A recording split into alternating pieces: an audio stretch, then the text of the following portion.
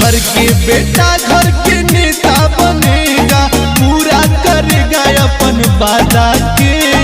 गुंजन सिंह को अब की सांसद बनाना है, चाहत है पूरा नवादा के। गुंजन सिंह को अब की सांसद बनाना है, चाहत है पूरा नवादा के।